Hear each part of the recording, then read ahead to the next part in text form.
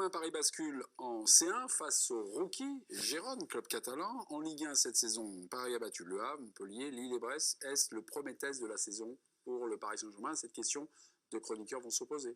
Jingle. On finit par un petit duel tranquille dans la diagonale. Étienne contre Ludo. Étienne nous dit oui, c'est le premier test. Et en contre, il va vous répondre, Étienne. Il répond non. Attention, quelques arguments. Mais tout d'abord, on vous écoute. Pourquoi ce serait pour vous le premier test de la saison pour le Paris Saint-Germain? Mais pourquoi ce ne serait pas un test pour le Paris Saint-Germain? Vous rentrez en Ligue des Champions et vous affrontez une équipe de Liga. Je veux dire, le Gérone, même si ce n'est pas un grand nom du football pour Ludovic Obraniak, c'est une équipe qui a terminé 3e du championnat d'Espagne. Et les équipes du championnat d'Espagne, il y en a un paquet qui sont meilleures que les équipes du championnat de France. Donc c'est une équipe qu'il faut respecter, c'est une équipe qui s'engage, c'est une équipe qui a un jeu collectif extrêmement abouti. Donc pour Paris, je ne dis pas qu'ils sont en danger, mais évidemment, c'est un des premiers matchs importants de la saison et c'est un des premiers matchs sur lesquels ils vont devoir prouver. Pour l'instant, ça a été facile en Ligue 1, on va attendre. 30 secondes pour Ludo. C'est vrai qu'Étienne reste bloqué dans le passé et il reste sur le Gérone de la saison dernière qui a effectivement bien fini 3e, sauf que le Gérone de la nouvelle année actuelle est 9e, a pris 2 roustes contre le Barça et contre l'Atlético Madrid, a battu un Séville, pas des grands soirs on va dire, puisqu'ils sont 15e au classement. Donc écoutez, si c'est un premier test, ça fera peut-être un Bayern Zagreb pour un premier test. PSG pourra peut-être enfiler 4 ou 5. Oui. Voilà. Merci beaucoup. Personnel, même merci. pas besoin de 30 secondes. Personnel, merci. Voilà. 15 secondes suffit. Le consultant est-il mieux informé que le journaliste maison? Attention, nous avons l'arbitrage du président Micou. Est-ce Étienne ou est-ce Ludo? Prends ton temps. Je suis plutôt Ludo sur ce match-là. Bon, oui, Gérone a fait une très bonne saison la saison dernière, mais... Gérone, c'est Zagreb. On va en prendre 9, quoi. Non, je ne suis pas d'accord jusque-là, mais Gérone, c'est quand même... Tu me rassures. Non, mais ça fait une belle saison en Ligue 1 la saison dernière.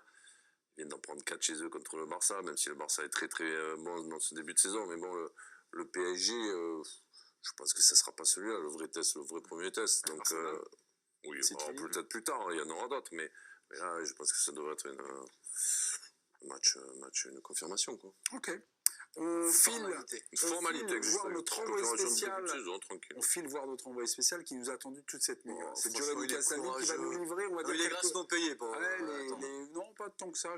Non, c'est pas tant que ça. Giovanni Castaldi, bonsoir. Donnez-nous la tendance de la compo de Luis Enrique. Je crois que vous avez fait votre enquête. Bonsoir, Giovanni. Giovanni, vous êtes là? Alors, mais il n'y a pas eu de mise en place, comme d'habitude, avec Luis Enrique. La séance du jour s'est déroulée à 11 h ce matin à Poissy. Et la conférence de presse dans la foulée à 13 h. Donc, pas l'entraînement au Parc des Princes pour les Parisiens, mais ça, c'est habituel.